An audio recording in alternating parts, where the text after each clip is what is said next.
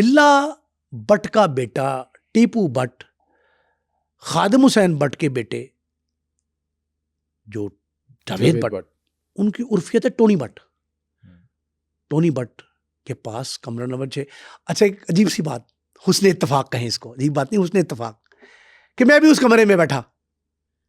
میں نے بہت ساری باتیں، بہت عرصہ وہاں گزارا. میں نے بہت سارے معاملات جو یہ دیکھے ہیں نا اس سارے خاندان کے، میں کئی واقعات آپ کو کئی پروگراموں میں شوز میں بتا چکا ہوں، ان میں سے بیشتر میں بھی اسی کمرہ نمبر 6 میں بیٹھتا تھا.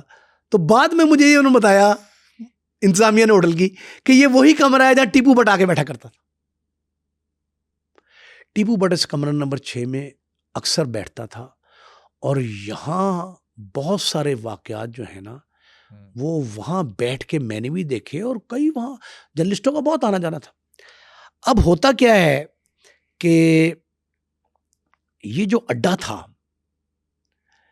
کمرہ نمبر 6 میں ٹیپو بیٹھا ہوا ہے، اس اڈے میں مخالفین اس اڈے کے وہ بہت سے پیدا ہو گئے، کئی چودھری بن گئے.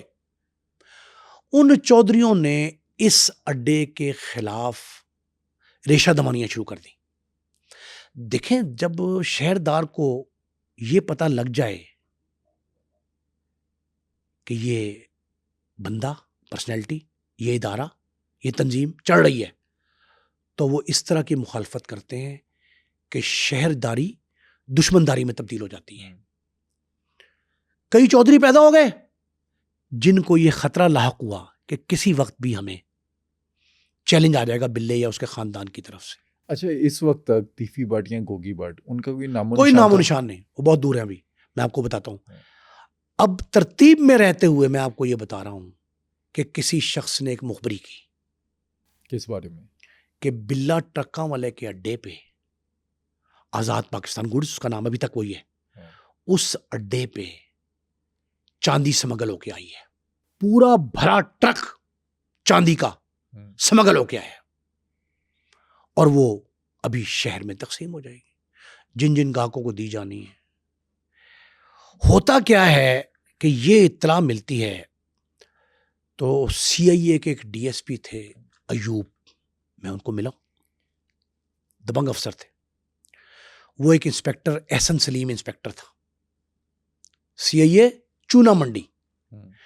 اب یہ بھی ایک ایسا سی آئی اے تھا کوتوالی چونا منڈی جو تشدد، ماورائے عدالت قتل، ٹارچر سیل، منجی لگانا، یہ سارے جو واقعات تھے نا یہ چونا منڈی اور کوتوالی کی ایجاد تھے. میں کئی بار اس پہ ڈیٹیل بتا چکا ہوں آپ لوگوں کو. بلکہ بٹ صاحب اس پہ بھی آپ دھیان کیجیے گا، ہمیں اس پہ بھی پروگرام کرنا چاہیے کہ یہ جو ٹرمز اس دور میں ایجاد ہوئی تھیں ان کے موجد تھے کون.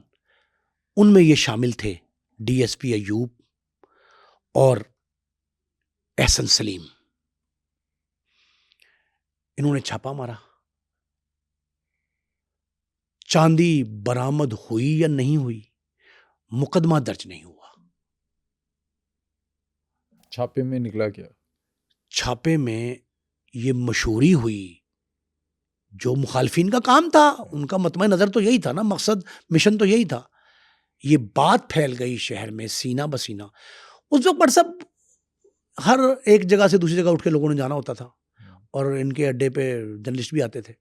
تو یہ بات مشہور ہو گئی کہ بلا ٹرکاں والے کے اڈے پر آزاد پاکستان گوڈز پر چھاپا پڑا. احسن سلیم نے مارا، ڈی ایس پی ایوب نے مروایا چھاپا، اور اس چھاپے کے دوران جو ہے نا وہ چاندی برآمد ہوئی نہ ہوئی، معاملہ رفع دفع ہو گیا، طے پا گیا. کیا طے پایا؟ مکمگا ہوا. ملزم کیسے بچ گئے؟ چاندی آئی کس کی تھی؟ اب ٹرکوں والا تو ٹرک تو ان کے نہیں ہے، اڈے پہ مال اتر رہا ہے، وہ بھیجی کس نے تھی؟ کون تھا؟ جس نے بھجوائی تھی، جس نے اتارنی تھی، لوڈر ڈاؤن لوڈر، مالک، آجر اجیر، جو بھی تھا، ان کا مکمگا ہو گیا.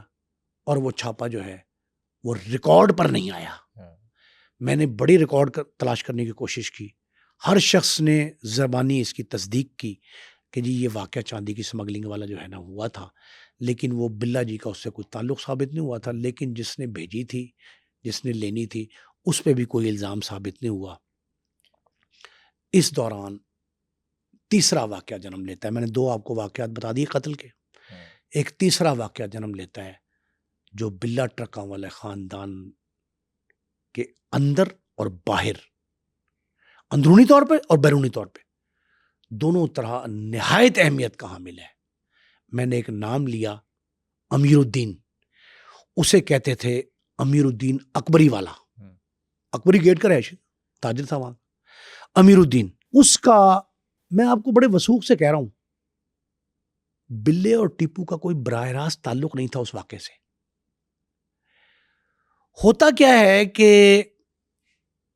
ایک لڑائی ہوتی، جھگڑا ہوتا ہے، عام روٹین کا جھگڑا، لین دین کا جھگڑا ہوتا ہے۔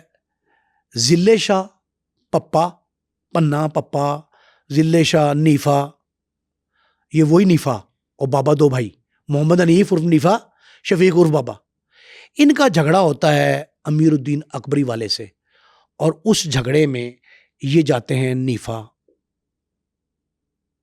اپنے ساتھیوں کے ساتھ امیر الدین اکبری والا کے ڈیرے پہ اور اس کو قتل کر دیتے ہیں۔